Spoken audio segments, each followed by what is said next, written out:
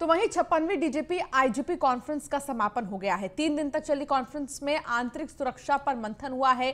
PM Modi, गृह मंत्री अमित शाह ने अधिकारियों के साथ मंथन किया है। एनएसए अजीत डोभाल, सीबीआई और आईबी चीफ भी शामिल हुए हैं। सभी राज्यों के डीजीपी आईजीपी ने सुरक्षा समेत कई मुद्दों पर चर्चा की। दिल्ली और मुंबई के पुलिस कमिश्नर भी इसमें शामिल हुए हैं। तो ये सारे पुलिस कमिश्नर इसमें शामिल हुए। डीजीपी आईजीपी की जो ये मीटिंग थी, जिसमें प्रधानमंत्री नरेंद्र मोदी से लेकर गृह मंत्री अमित शाह तक शामिल थे, मौजूद थे। 56वीं डीजीपी आईजीपी कॉन्फ्रेंस का समापन हो गया है। पीएम मोदी, गृह मंत्री अमित शाह ने अधिकारियों के साथ मंथन किया, बातचीत की। 56वीं कॉन्फ्रेंस है ये और इसका समापन हो गया है। तो वही मुख्तार अंसारी पर प्रशासन की कार्रवाई। आजमगढ़ पुलिस ने मुख्तार अंसारी की जमीन कुर्क की है। लखनऊ विकास प्राधिकरण के अधिकारी भी मौजूद रहे। इस दौरान हुसैनगंज कोतवाली क्षेत्र की 2078 वर्ग फीट जमीन कुर्क की गई है। तो मुख्तार अंसारी पर एक बार फिर से देखा जा सकता है कि आफत के बादल, जहां जो जमीन है वो कुर्क की गई है। हुसैनगंज कोतवाली क्षेत्र की लगभग 2000 से भी ज्यादा वर्ग फीट जमीन कुर्क की गई है। और इसी पर देखिए हमारे संवाददाता अश्विनी द्विवेदी की एक रिपोर्ट।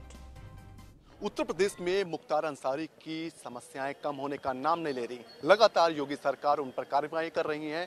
लगातार देखा गया कि तमाम उनकी जो संपत्तियां थी उनको नस्तनाबूद किया गया या तो उनको सरकारी कब्जे में लिया गया। इस समय हम मौजूद हैं हुसैनगंज थाना क्षेत्र पड़ता है, यहाँ पर मौजूद हैं। यहाँ पर जो मुख्तार अंसारी हैं उनकी 2078 वर्ग फीट की ज़मीन थी, जिसको न्यायालय जिला अधिकारी आजमगढ़ के आदेश के बाद इसको कुर्क कर लिया गया। आजमगढ़ पुलिस यहाँ पहुंची, साथ ही साथ यहाँ का जो स्थानीय प्रशासन था वो मौजूद रहा, स्थानीय पुलिस मौजूद रही। निश्चित तौर पर लगातार देखा जा रहा है कि इससे पहले भी मुख्तार अंसारी की तमाम जो संपत्तियां थी उनको या तो ढाया गया या तो उनको अपने कब्जे में सरकार ने लिया। निश्चित तौर पर ये जो जमीन है इसको चारों तरफ से तारों से फेंसिंग की गई है। चारों तरफ से इसमें तार लगा दिए गए हैं, जिससे अब ये पूरी तरह से जमीन है वो एक तरीके से सरकारी कब्जे में आ चुकी है।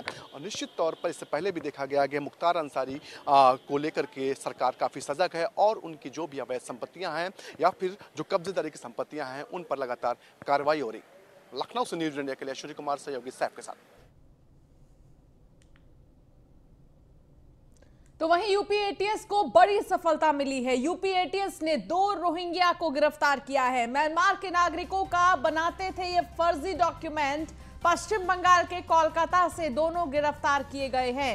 तो बड़ी सफलता मिली है यूपी एटीएस को। ये दोनों ही फर्जी डॉक्यूमेंट बनाते थे और फिर अलग अलग जगहों पर नागरिकों को बांटते भी थे ये फर्जी डॉक्यूमेंट।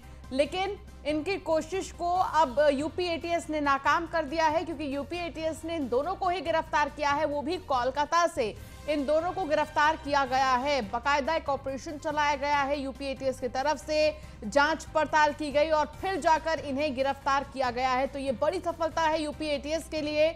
यूपी एटीएस ने 2 रोहिंग्या को गिरफ्तार किया है। हालांकि ये कोई आसान बात नहीं है, बहुत मुश्किल है इस तरीके से गिरफ्तार करना, लेकिन यूपी एटीएस ने जी जान लगाकर पहले तहकीकात की और फिर छानबीन करने के बाद इन दोनों को गिरफ्तार किया है।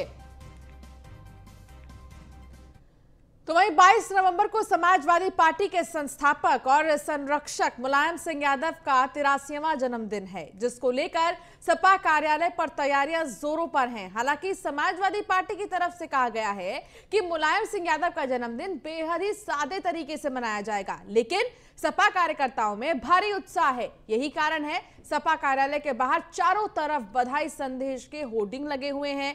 हमारी संवाददाता नगमा शेख ने जायजा लिया, देखिए।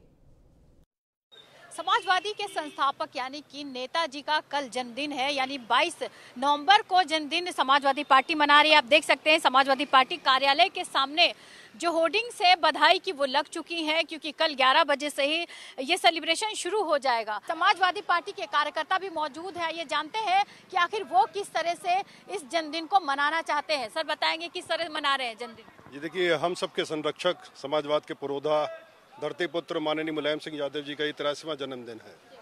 हम लोग हर वर्ष की भांति इस बार नेताजी का जन्मदिन पूरे हर्षोल्लास के साथ में सिर्फ लखनऊ नहीं पूरे उत्तर प्रदेश में मना रहे हैं और उत्तर प्रदेश के बाहर के इलाकों में भी।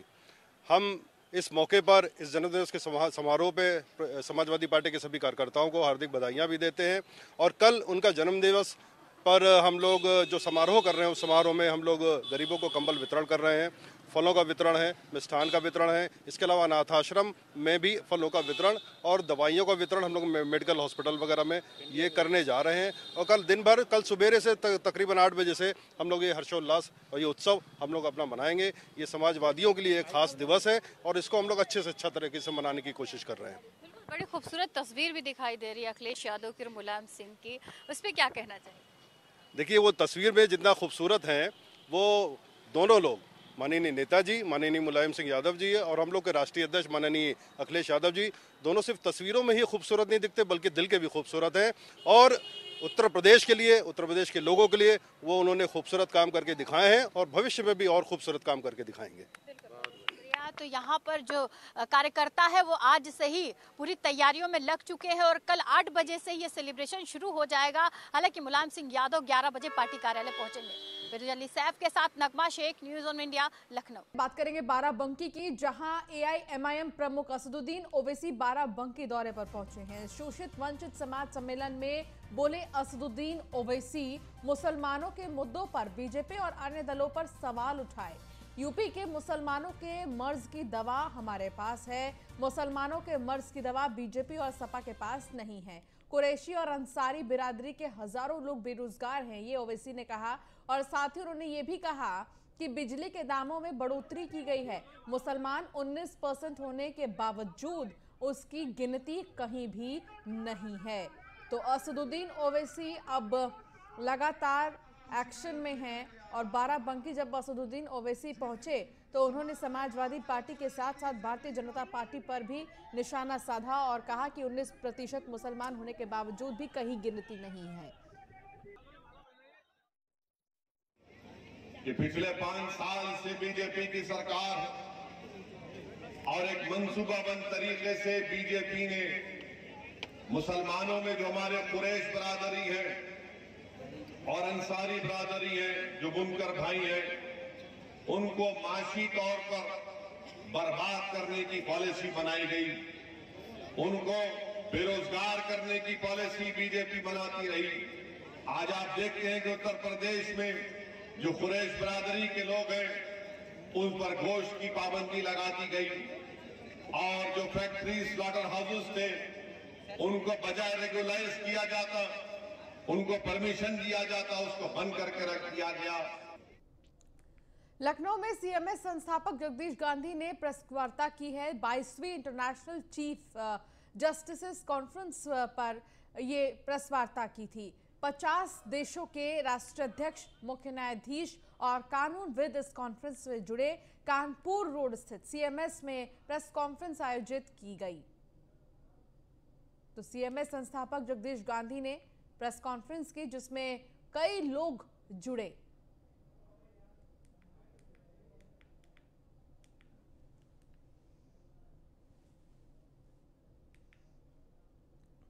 गंगा एक्सप्रेसवे निर्माण को पर्यावरण मंत्रालय की मंजूरी मिल गई है। इस एक्सप्रेसवे परियोजना की कुल अनुमानित लागत करीब 36,230 करोड़ है। अब तक 94% भूमि अधिग्रहित की जा चुकी है। तो वहीं टेंडर की प्रक्रिया पूरी होने के बाद जल्द ही निर्माण कार्य भी शुरू हो जाएगा। क्या कुछ खास है इस एक्सप्रेसवे में, आपको दिखाते हैं रिपोर्ट के जरिए।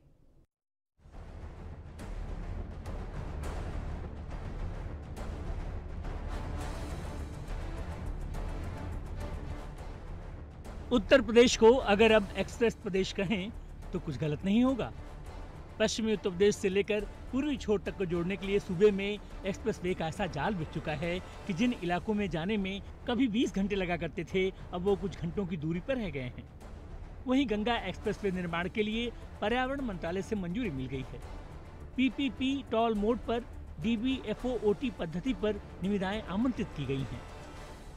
गंगा एक्सप्रेसवे के लिए अब तक लगभग 94% भूमि अधिग्रहित की जा चुकी है।